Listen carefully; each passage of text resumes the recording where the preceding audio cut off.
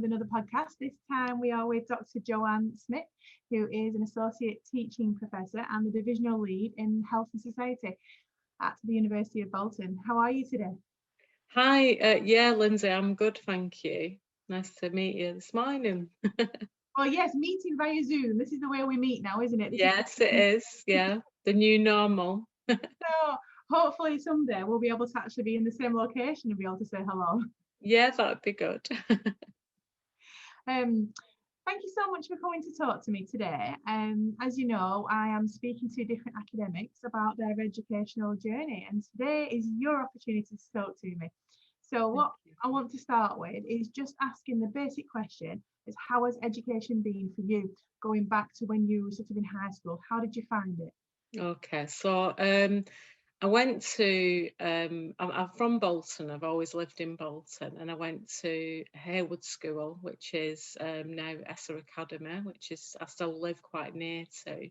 And basically, I really struggled in education. I had sort of issues, I guess, as with like English and developing like reading skills and things like that. And probably, you know, but for being from a sort of very working class background, but with very supportive parents, I probably wouldn't have done as well as I've done. So they, even though they'd left school when they were 14, because my mum was born in 1921, she kind of really encouraged us to do what we could do. So she didn't understand all of education, but she knew it'd be important for us. And I'm the youngest of 7, so my brothers and sisters had all gone to school before me, and they were quite a bit older than me. And sometimes in school that was a bit tricky because they'd be going, "Oh, you're such a body's sister, aren't you?" So it was a bit tricky at times. And I was brought up on a big council estate in Bolton as well. So I enjoyed education very much. When I got to high school, I never sort of felt like I fit in, but I loved like reading, and I loved history, and I really kind of thrived off education. And I suppose having older brothers and sisters who'd not gone to university themselves, but had maybe like gone to college and done some studying, they really kept encouraging me and saying, "Oh, you should try and do well at education." And it was in the 80s. So in the 80s, there was kind of high levels of unemployment, so people were really concerned that there wasn't going to be work out there. So I think that gave me that kind of motivation in a way to sort of think, right, okay, I need to try and do as well as I can do. So I did my O-levels as they were then. And I did some unusual subjects really, because I did metal work, and I was the only girl doing metal work, because I used to think I'd go into engineering like my dad. So my dad was an engineer, and I used to think, right, I'll do that. So I think I was a bit rebellious really as well in education. But actually really got into the academic subjects, and I really enjoyed sort of like I said, history and geography, and things that related to people, I guess. So by the time I got to 16, I then went to Bolton College, which was then on Manchester Road, so the big old building there, and I did my A-levels, and I did like geography, history, English literature, so quite humanities based really. So that's interesting, because you started off by saying that one of the areas that you struggled in was English, but you ended up doing an A-level. Yeah. How did that Pardon? How did that turn around? Well, I guess maybe like you find mechanisms, don't you? I think I always worked really hard, and one of the things was that I always sort of felt determined. So that there's a thing, isn't there, about when people tell you can't do something, there's 2 reactions to it, and one is to go, right, I can't do it, and I'll just carry on not doing it. But the other one is to go, I think I can do it, so I'm gonna try and do it. And I really pushed myself to do that really. And luckily, I think I did have, you know, my parents couldn't really they didn't really understand all the ins and outs of education, but we always had books in the house. They always read, so I think they encouraged me to sort of do that. So yeah, I did go into like my background ultimately was sociology, and I think that's because that really made sense to me, that you know, society was really important, and a lot of what happens socially is influenced by people's like previous experiences and where they find themselves. I mean, on the estate I lived on, people didn't go to college even, so going to college doing A levels really made you stand out, you know. So it's that kind of thing of thinking this is something I do want to do, and I'm going to give it a go. But you know, people would be saying to me, "Oh, you're still going to college? Are you not getting a job yet?" And I did have a job, because I used to like have to, you know, make a living as well. So I used to work in a chippy when I was 16. So I was doing my A levels, and then in my dinner hour I used to run to the chippy and work in the chippy, and then run back to college and carry on doing my studying, you Oh know. wow. So yeah, so I guess that's where, because my academic interests have been a lot in work-life balance, and I think that's probably where that's come from a bit. But I won't digress. I'll I love a good digress. yeah, dear, good. Why not? It's just a conversation to see how it's gone Mm. for you. Um, how? I mean, you mentioned a couple of times. Number one, you talked about metalwork and being the only girl in the class. But Yeah. how was A bit awful in a way, because like all, you know, all the lads, some of the lads were okay, and they you know, they thought it was funny that I was a girl doing it. But they just, you know, they just sort of be like, oh, why is girls doing this? You're supposed to do cooking and, you know, whatever, domestic science, that was the thing. But I think I was just sort of really determined to do it. And the teacher was great, actually. He was like a it was like an old sort of fashioned sort of teacher in a way, but he was really great and really supportive. And I actually passed that. I did really well.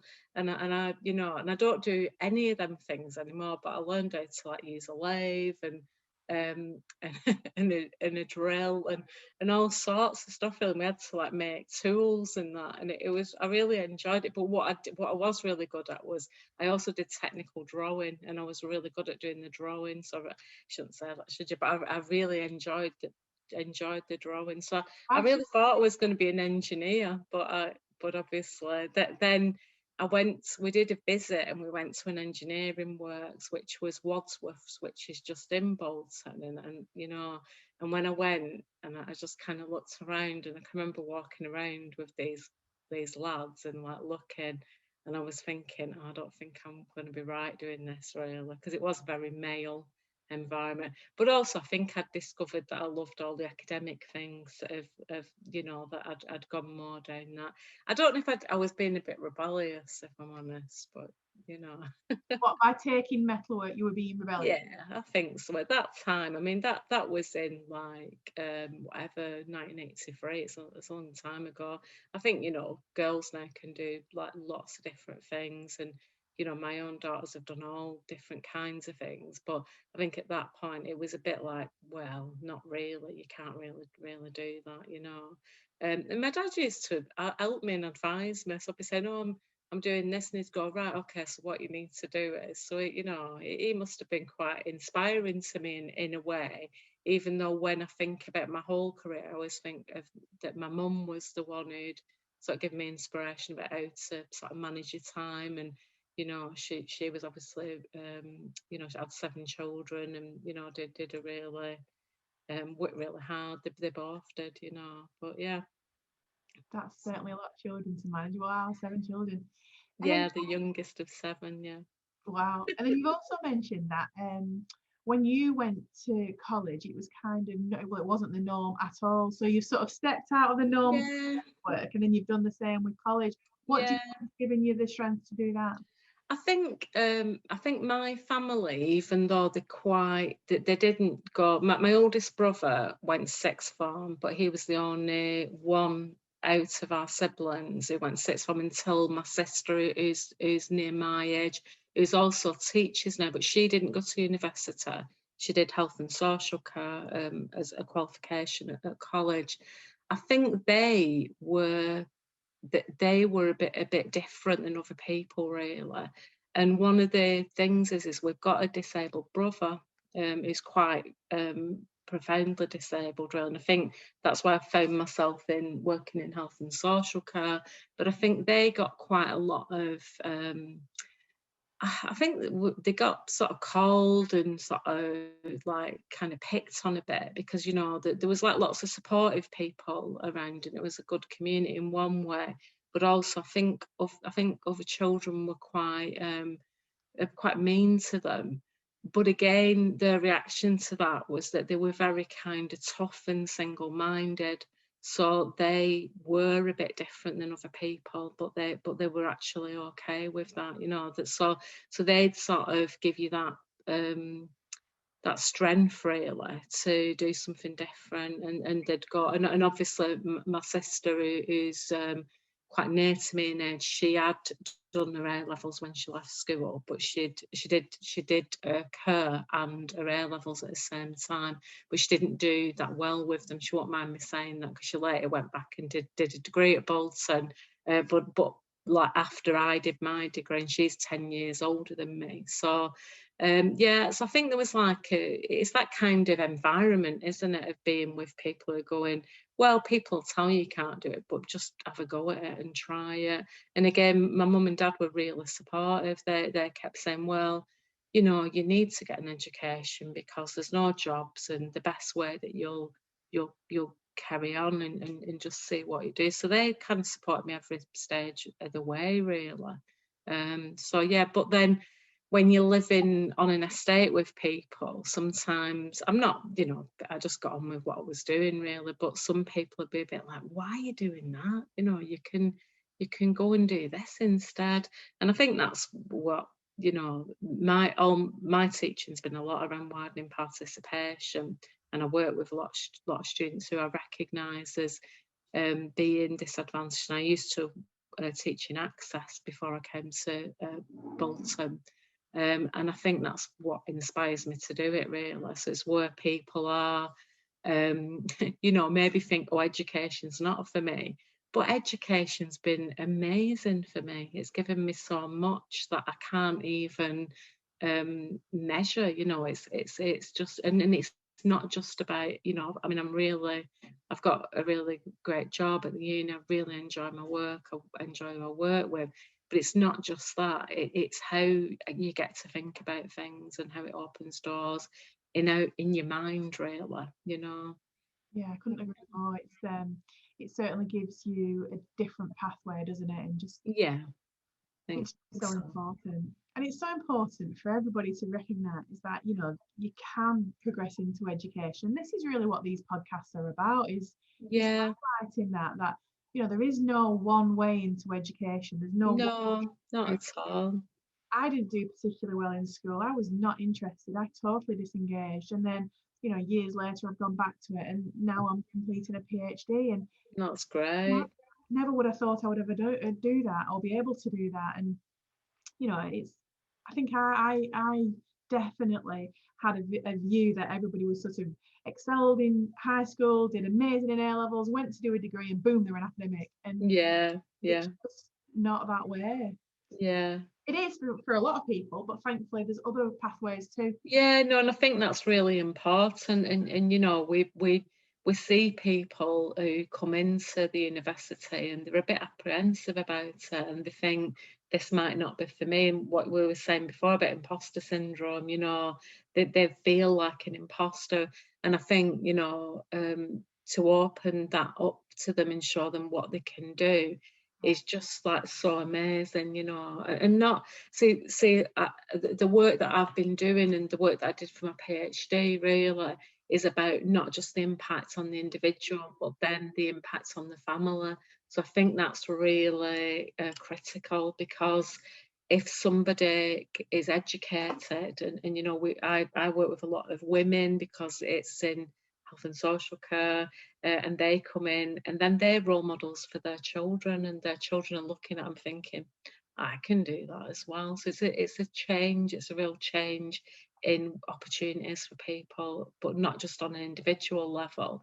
it's about the family, it's about the community as well, Yeah, so I couldn't agree more. I think that's definitely the biggest thing for me, is reflecting back just 5-6 years before I came into education, how my mindset's completely changed, how my yeah, views have completely yeah, changed. Yeah, and I think that's what education has done to me. It's opened my mind. It's made me experience and explore so many different avenues, and that now absolutely reflects down on my child and on yeah, people around me, because yeah, you have different conversations, you have a different level of yeah. understanding. Yeah, And it's the kind of that they can do it, rather than, so I've had people who say, I might not be able to do it because I've not done anything before, and it's like, well, it's okay, let's see what you can do, because there's lots of things that you know already, and let's have a see what you can do with this, and I think it's people appreciate so much, really, and like you've just described, sometimes people haven't done that well in school, and unfortunately it might not be the right time for them. They might have other things going on. There's lots and lots of different factors, aren't there? And then that normality of it, where somebody who's from, sort of say a background where the parents might be professionals, and it's very normal, education's very normal, going to university is very normal to them, but in reality somebody who's maybe from a bit more of a kind of working class background, for which I am, for want of a better sort of term, going into higher education especially, it just feels so far away. When I first got my job at the university, so I've worked at the university now for just about over 16 years, and I really love what I do. But I used to think somebody was going to come and say, oh, we've made a mistake, get your stuff and get out, because I kept thinking, do they really want me working here? I don't know if I'm just that person of that estate, at the end of the day. And that's imposter syndrome, really, isn't it? Feeling like you don't belong.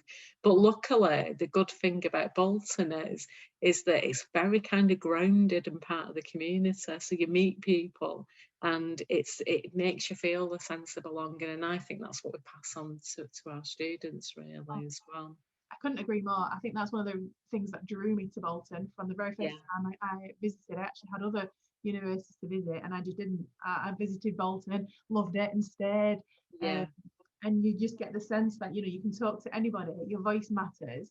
People yeah. talk to you. It doesn't matter who they are. And I can't imagine it would be the same at maybe one of the red bricks. And it's No, not negative against them, but I no, get it's just so a different ethos, isn't it? It's nothing against them, and different things suit different people. But I think that's what the good thing about it is. It's a very welcoming environment. It's a very positive environment, and the teams that I work with, they really get it. They really understand that the students might be feeling like really challenged at the beginning, and sometimes we'll get people who've done a lot of health and social care practice before, but they've not done anything academically. So what we do is we try and focus on what they can do. So say, well, you know all that, so rather than thinking about what you don't know.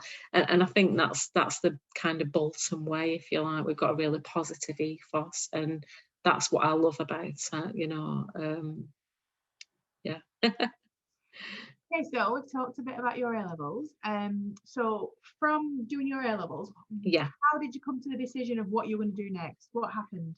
Right, so it was a non-decision in the sense that I didn't know what I was doing, and we had a bit of time with a tutor, and they'd say, right, okay, so are you applying for university? And I didn't apply for university. I applied for I went to what is MMU and what was Manchester Polytechnic, and the reason that I applied for that was because you had to pay 2 different fees to apply. I think it was £5 or something like that for each of them, but also because I thought I won't get in university, so I'll apply for the Polytechnic. So I thought about that quite a lot, because I was thinking, why did I do that? Why did I? So I wanted to stay local at the time, because I had a lot of good connections in Manchester, and I was like working in Manchester, And my sisters had a business in Manchester. They actually had a stall in Athlete's Palace, which I don't know if you know that, but it was like really sort of part of the hub of Manchester, and we knew people, and we were really part of the kind of up and coming Manchester scene. So in a way I wanted to stay local. So I think sometimes people go to university to sort of find themselves and have that time away. I did move away from my parents' home, so I lived. I used to live in a housing co-op in Bolton, so that was really good for me. And I stayed locally. So my choices really were to stay local. I didn't go to Bolton though, so I did have an interview at Bolton, but I decided not. I wanted to go to Manchester, and I went to Manchester Polytechnic, and I studied humanities, and I did social and economic history and sociology. So they were the two areas that I looked at. I remember then it was like when you did enrolment, they basically just invited you all in. You stood in a queue. You had your A-level certificates in your bag and your birth certificate or whatever else, and you just had to sign up. So we just like stood in this queue, all up these steps in this really old building. I remember like just stood there thinking, what am I doing? What am I doing? I don't belong here. And really, even, that I'd gone to a polytechnic, and obviously that's not as a traditional university, but I can remember standing thinking, I shouldn't be coming to university. I don't know, or, why am I doing this? And I was really, really nervous. But then obviously, you settle in, you meet people. I had a, good experience. Being in Manchester was good at the time. There was lots of things happening. The whole sort of Manchester scene was happening. This was like in 1988, so it's like 1988 to 91. So it was like it was a really vibrant environment really to be in. I had to work really hard, and I was I did a lot on my own in a way, and I think that was probably something that I recognise now when I'm teaching, that sometimes people don't know where to get help from. I didn't know where to get help from. I just used to sit in lectures, write everything down that they were saying, because I was like thinking, oh my God, you've got to like know everything that they're saying. I used to go in the library and like pore over all the books. I used to walk about in the library not knowing how the library system were, so all the like numbering and all that. And I remember somebody saying the sociology books are in 301, and I thought, oh right, that's a thing, like there's a numbering system. I didn't even know that. So I was like just used to walk about in the library thinking, and I felt really lost and disorientated, but was also really determined. So I met a few friends. There was a few people who also came over from Bolton College who I knew, so I met a few people. And at the time, the course had really gone through, it was the humanities course, and it was massive. It had about, I don't know, like nearly 1,000 students on it. It was really big. There was a lot of like women returning to education as well. So I was like 19, but they were like, there was lots of women who had children and stuff. And I think at that point I used to think, how do they do all this? What's and so that, I think that's where my interest kind of came from really as well, because I did my studies are a lot about women's work, women as lone parents, lots of different things around that really, Lyndsey. So I've digressed again probably. I love it. So what did you do after your undergraduate? Yeah, so I was working, I worked all the time. So I used to work in shops. I used to work for my sisters in Athlete's Palace. I worked in cafes. I did all kinds of things like that. So I had all, because I had to, because I didn't, my parents didn't have any money to help me as much as they could, but I needed to pay my way basically. Luckily, that was the day of grants, so that was good.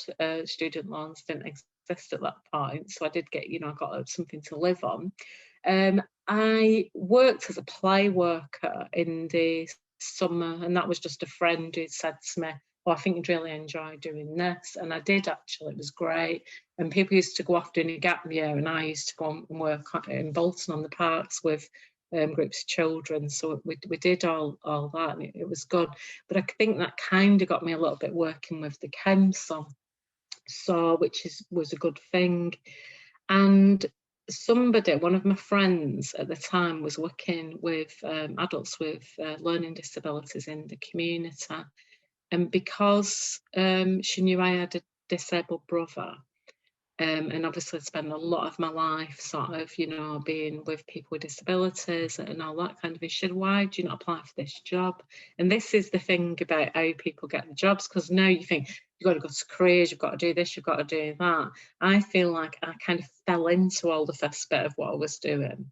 And I basically went working for Bolton Social Services with adults with learning disabilities in dispersed housing. I never thought that I would do that, and it was absolutely brilliant. I loved it. It was like I worked with a really great team. I worked with supporting people with quite like serious disabilities, physical disabilities, people with mental health issues, and it was great.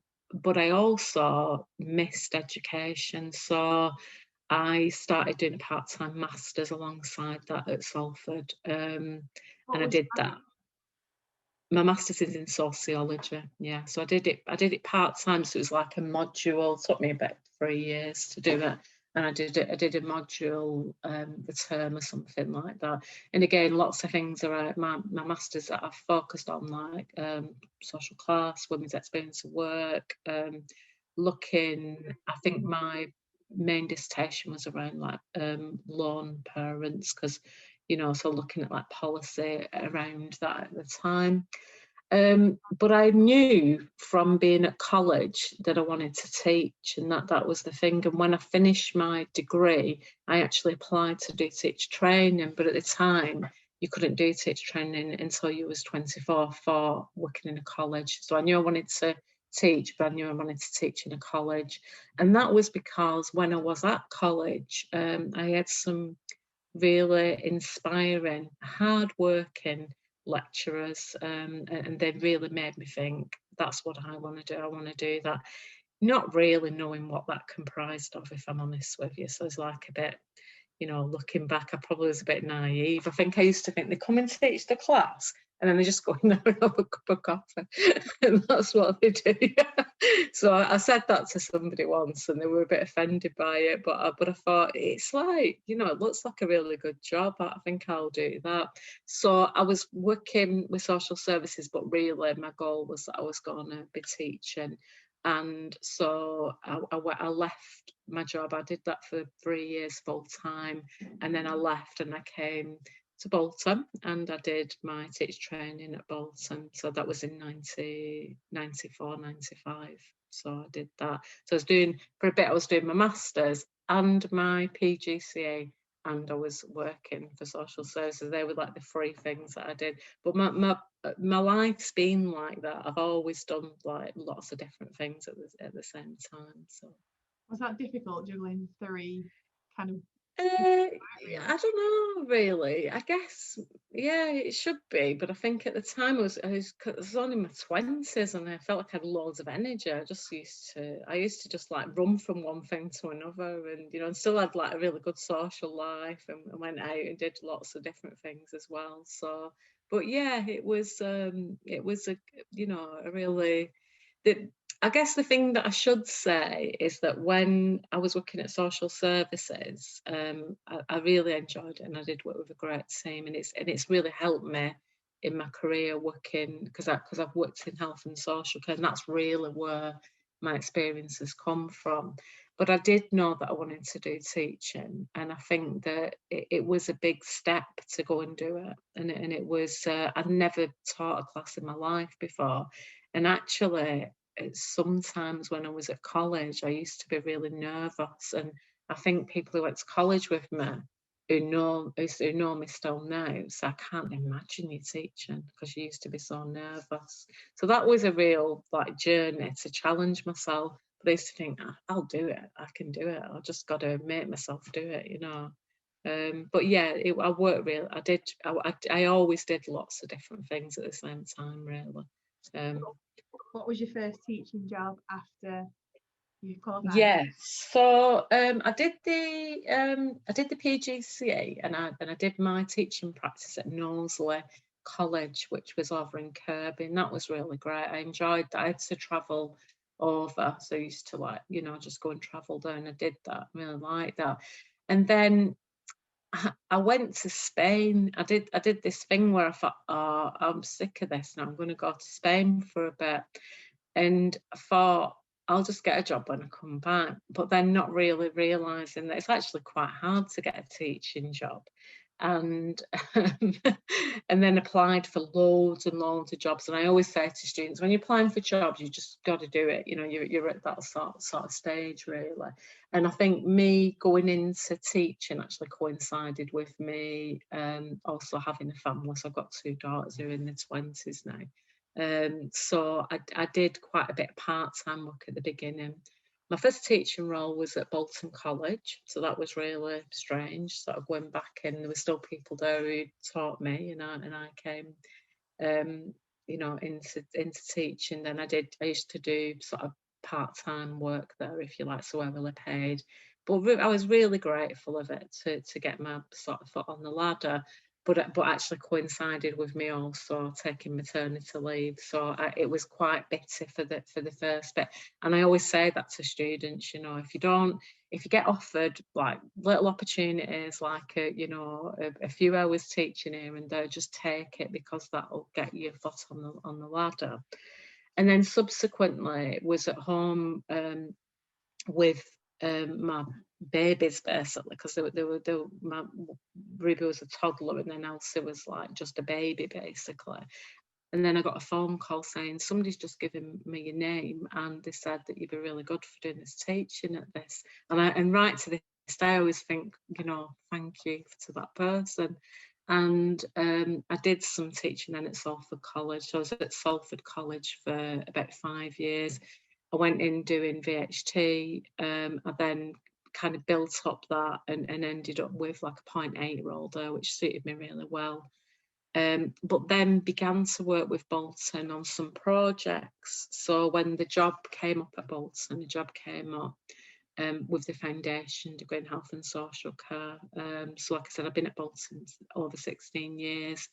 And I wasn't sure whether to apply for it or not. And I kept thinking, oh, I don't know whether I'm good enough. But then I thought, oh, well, just let me try. I'll just let me try. And I went for the interview, and I thought it was like, oh, like it was a really, I'd not done that well. That's what I thought, oh, what was I doing? And this, and convinced that I hadn't got it, basically. And then I got the phone call in the afternoon. I kept saying, are you sure it's me? Because it's Joanne. And they're going, yeah, we know, yeah, we thought you were really good. I was like, right, okay. So, sometimes it's like a string of events, isn't it, that lead you to where you're going to. But my teaching at Salford was really good and really varied. So I taught access there, and that was where I met a lot of women, and predominantly women, because it was in health and social care, who were doing that thing of coming in and going, oh, I don't know if I can do this and that. And, and a lot of them were in a bit of a similar situation to me, where they had like young children at home. And I used to go, yeah, you can do it. Yeah, you definitely can. Let's get you. And they'll be working as social workers and nurses and all kinds of things now. And that's really good to know that. I found it hard then, because obviously I had a young family, and working in FE, I think, can be very challenging. It brings quite a lot of challenges. So there wasn't any, you didn't, you had to keep your foot on the pedal like all the time, really, because it was challenging.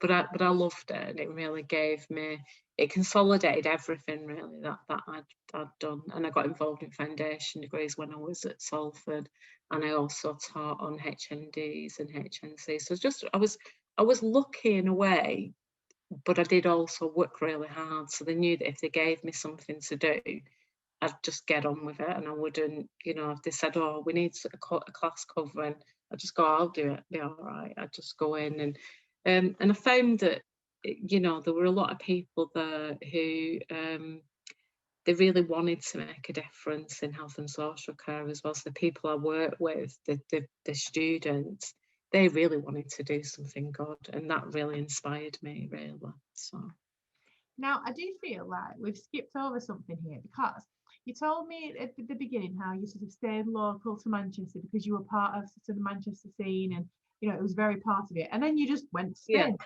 and then come back after. Oh yeah, no. I mean, I weren't in Spain long. I think I just thought, I don't know, when you're young and you just think, oh, I don't want to do this. This is like I can go and Go to Spain.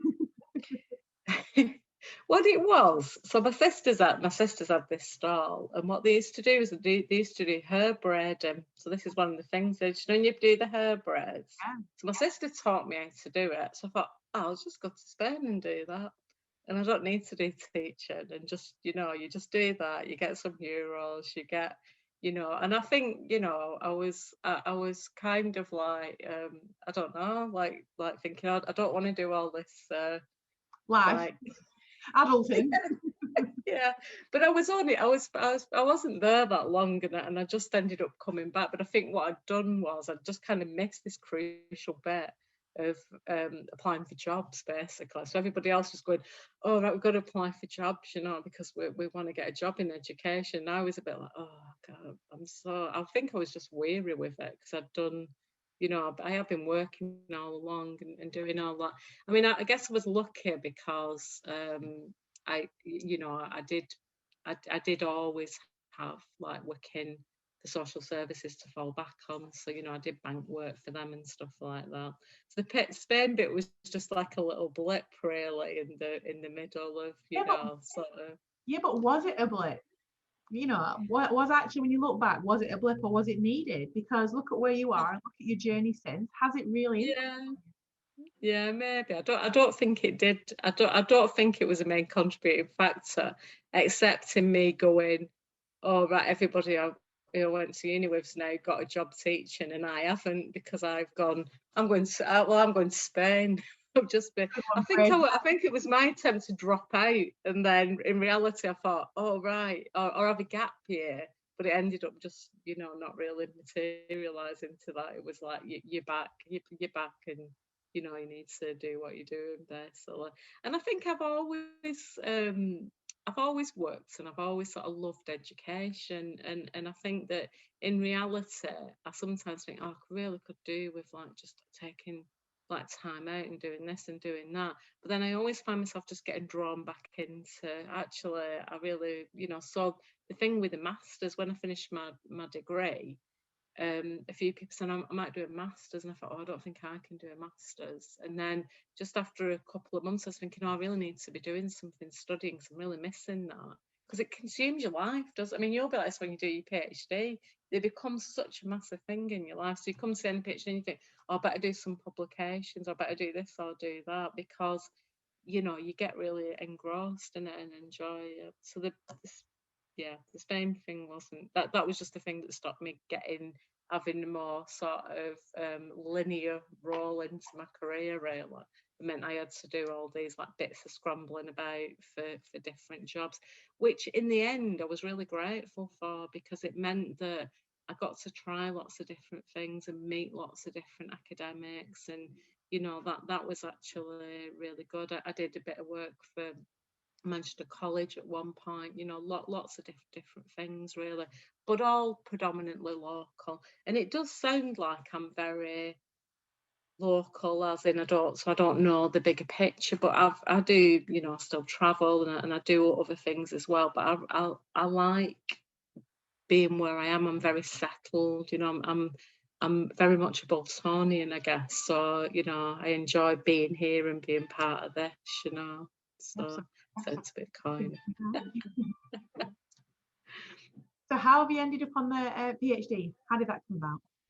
Yeah, so the PhD, really, when I finished my master's, I really, really wanted to do a PhD. I'd had quite a lot of life things that happened, not least my mum died when I was 24, and that was partway through my master's. And very sadly, she died in September, and I went back to one of my classes just a couple of weeks later, and I never told anybody. And I think now my daughter's 24, and when I look at her and think, you know, losing a parent's massive, but I kind of thought, oh, well, there's nothing they can do. They're not going to help me here. I just got to get on with this. And in some ways, that was very motivating as well, though, and made me think, right, I want to do the best I can do, you know, so it motivated me to go and do the teaching, do, you know, lots of things that I thought were there to do. So with the PhD, really, my plan was that when I finished my master's, I'd go and do a PhD, which would have been in 95, and I'd go and do it full time. And I actually went into uni, into Bolton, and I had a meeting with somebody about it. And my whole idea for my PhD was a complete vagueness. There was nothing there really. It was just like, talking to him, and he's going, right, well, you know, what and asking me about things. And I was just like, oh, I don't know what to do. So it's a bit, so what he basically said was, he says, you've just qualified teacher and you've got your master's. Why do you not go and do some teaching for a bit? And at the time I thought, oh, you know, why is he saying that? I want to do a PhD. And I had this vision I was going to get a PhD by the time I was 30. But in a way he was right, because I wasn't really in the right headspace for it. But always then knew that I wanted to do a PhD, and I felt passionate about things, and then I should do that. So luckily, coming to Bolton and working at a university, there's almost like an expectation, you know, that you'll do that at some point, and obviously the environment is supportive of that. So so my PhD really came from, you know, when you do that thing where you say, right, where's it come from, and you're trying to sort of, you know, work out what it is that you're looking at.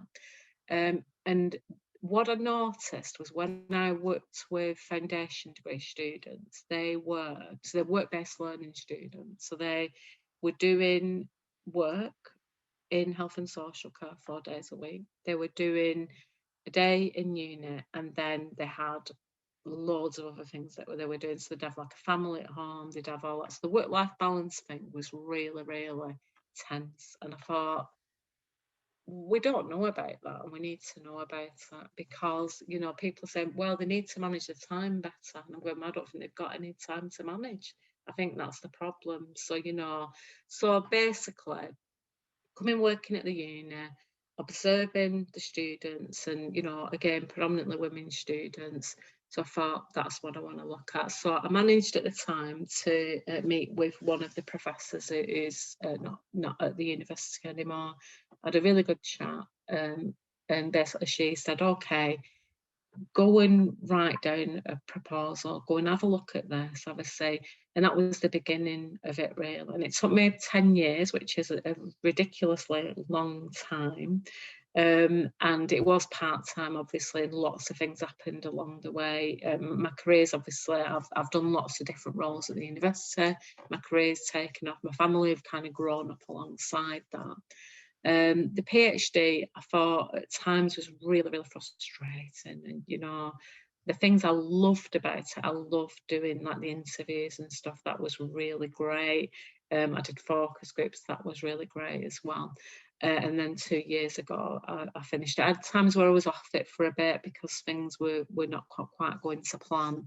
But it was basically based on an observation, and it was seeing something and thinking, that's something really important. You know, there's students who come from very non-traditional backgrounds. They work really hard. They're often working alongside the studying. What does that mean, and what does that look like? And in a way, the more that I learned about it, the more that I found out about it, the more remarkable that I thought it was. Because I guess, Lyndsey, in a way, what I thought was it'd be like a doom and gloom story. People would be going, oh, it's just so hard, I can't do it, I feel like I'm having a breakdown, I'm da-da-da-da. But it wasn't. It was about people going, oh, well, I've adjusted my life, this has happened, that's happened, I'm really good at organising this, I love studying. The number of times I heard that, people saying, this is like, it just means so much to me. And then the kind of big finding that came out of it was, because they were working in studying in quite closed spaces, so they'd be in like a little house and what have you. The children like saw them, so it's this kind of kitchen table thing where studying's going on there. They'd be doing the homework with the children, all that sort of kind of spaces getting linked over with each other. And what they said was that they had become really good role models for their children. And that obviously, so beginning with this kind of work-life balance and looking at different spheres and how they exist and thinking about well-being, but actually then went into this whole idea about like families learning together and what that looks like. And I think now, given what we've just gone through with COVID and people homeschooling and working alongside, I think there's something so important about that, about ways in which we can share spaces with each other. But yeah, so I've digressed again, but that's basically my journey in. How important is it, would you say, to have a real interest in the area that your PhD is? Massive, absolutely massive. My feeling really is by the end you'll hate it whatever you do, because it'll absolutely drive you mad. And I'm sorry to say that, because obviously you're at the beginning of the journey and I hope that doesn't happen to you, but you need to feel passionate about it. It's not, I mean, when I came and I was sort of talking about doing the PhD after the masters and I didn't really have a clue about what I was doing, the advice was good, go away and do some other things, because don't try and begin a PhD without an idea. You need to feel passionate about it. You need to know that it's important. It needs to sustain you, because it's a long journey, and a friend, when I was sort of beginning the PhD, he said it's a marathon, so don't think of it as like anything that you've done before. Just think, I need to just get through to this next stage of it, and it'll sustain itself. But know that if you focus on the end all the time, you're probably gonna struggle with that. But it needs to be about steps and sort of keeping yourself motivated. So I think you've got to be passionate about it. It's got to really mean something to you. Not least, it's going to be what you're known for, isn't it, by the end of it? So you will be an expert in that area. And, as you, I mean, I've been like supervising people with during the PhD subsequently, and sort of seeing how they become the expert and they kind of take over that.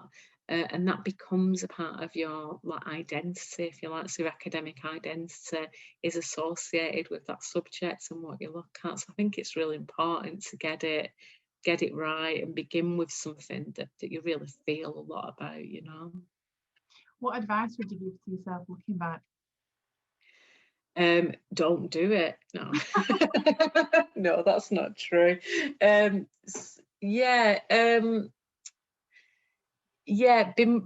Somebody said you need to be organised, and I thought I was, but I wished I'd been more organised. But also listen, really, be really clear and listen to what people say. So sometimes you feel like people are fussing and they'll go, oh, that research objective is not quite right. And you think, oh, does it matter? Because I'll probably change it later on. But actually, listening and actually not taking it personally when somebody says your work's not right, but also giving yourself a break for what you can do as well. I think I'm a real critic of myself, and in a way that's part of like how I've motivated myself, but also that can make it really difficult. So I think being a bit kinder to yourself, really, and having some little wins and thinking, right, yeah, I've done that and that's okay, and I've done that and that's okay. So I guess it's like seeking help, listening to people more. You've got to be really organised, so organising your time, and I think I did that up to a point, but I probably should have been better at that and maybe asked for a bit more support, at times. Yeah, thank you. It's interesting listening to you talk about saying listening to people and being almost protective of your work. I know I've just submitted my first journal article, so it's Oh, gone wow, in good. and it's gone to reviewers. So I don't know what the outcome's going to be yet, but the process to get to submission, Yeah, I was so tired with it. And yeah, mine was from my dissertation from my undergraduate, so yeah, I was like, well, hang on a minute, this has been marked, it's good writing, what do you mean? And it yeah. kept coming So back with it's more, yeah. and So I that actually what? I felt really precious over, like, hang on, Yeah, why can't we just submit it? But you yeah. You do. listen and Yeah. learn and reflect. I think the thing, like with journals, is especially when you get the peer feedback, because you usually get lots of feedback, and it's quite contradictory in a way, and you do feel really pressured about it. And I've gone through this, and I had an article and it kept going back and forth and back and forth, and I was just thinking, oh, I've done it now. This has got to be good enough.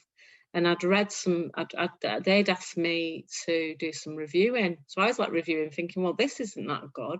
And what you've learned, so having this like real dilemma with myself.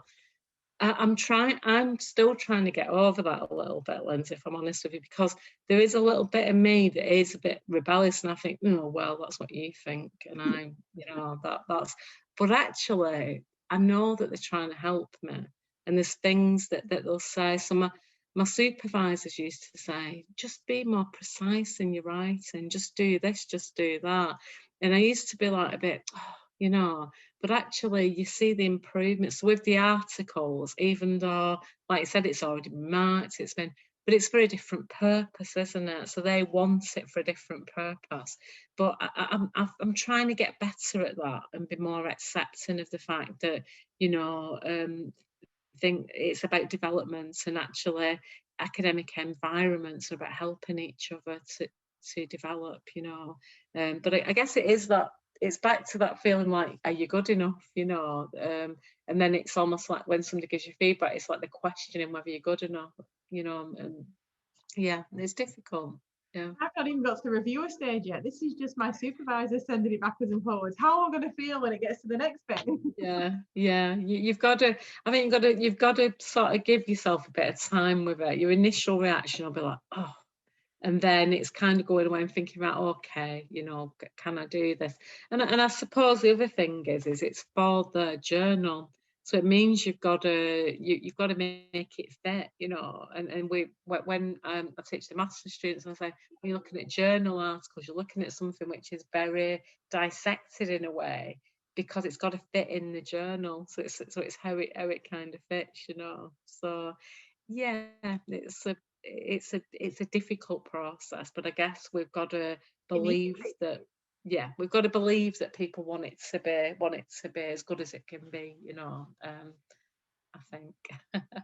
So what's next for you then? Where does Dr. Joanne Smith go next? Yeah, I mean, I'm really enjoying what I'm doing at the moment. I mean, I work with quite a big team, and we've got lots of we've got lots of projects that are ongoing and coming up. So I think that's a bit of consolidation of that for me. I've been managing the team for probably about 3 or 4 years now. So I think that, I've probably got some learning in that area, because I do see myself as a lifelong learner, and I'll keep doing different things. I've got a couple of journal articles that I'm working on, so I'm going to be going through what you're going through. I guess in terms of my academic career, that's a difficult one, isn't it, in a way? It's like where you see yourself in 5 years' time.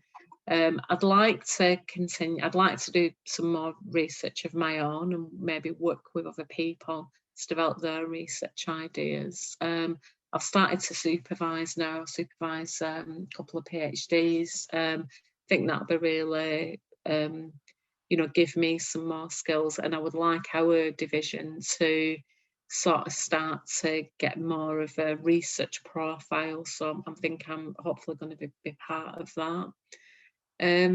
Yeah, I think that's it really. I would postdoctoral. I've thought about that, because obviously that's the next stage really, isn't it? Because once you've done your PhD, you've kind of finished with the qualifications that you can get. But I think you know, maybe like looking at something around leadership. Yeah, maybe carrying on a bit more with some of my research. But that's, yeah, I don't know. You made me think. Thinking's good. It just sounds like, you know, education has been so a huge part, such a huge part of your entire life. I can't imagine your journey of It's education is going to stop.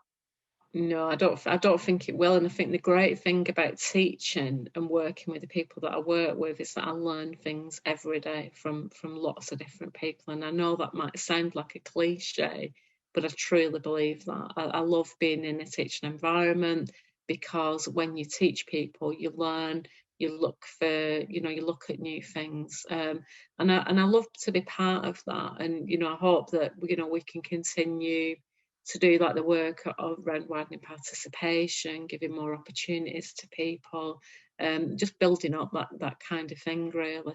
So yeah, I'll never stop learning. I am a lifelong learner, and I also would say that, if you know, I'm very open to learning. So even though I do feel annoyed when I get feedback on journal articles, I know that I'm learning how to do it and how to make it better. I want to write a book. That's something that I'm looking to do. But I do, and I write. I do like profiles on what it's going to be about, but that shifts quite a lot. So it's probably going to be something academic, and is it going to be this, and is it going to be that? I really feel like I want to write something around sort of health and society. So how those two things link together, and a lot of the teaching I do is around that. Everything I do, I think, is informed by sociology, but my identity is very much like embedded within working in sort of with health and community and what have you. So hopefully that'll happen at some point. Just need a bit of time. You need to open that drawer, look inside for that time that you've got. Yeah, and there isn't any, Lyndsey. Oh, I'll wow. find some. You will. I'm sure you will. You're very Yeah, determined. sure. That's something else that's come through from what you've talked about. Your determination, and you know, you will get Yeah, to. yeah, hope so. Hope so. And hope you do well with your studies as well. Sounds like that's going really well. Well, I've just started, so it's beginning. Well, yeah, it's the right place to be going now, definitely. Yeah, exactly. Well, thank you so much for your time. I'm just going to press stop on the recording. Just give me 1 minute. So thank you very much for speaking to me today. You're welcome. Thank you.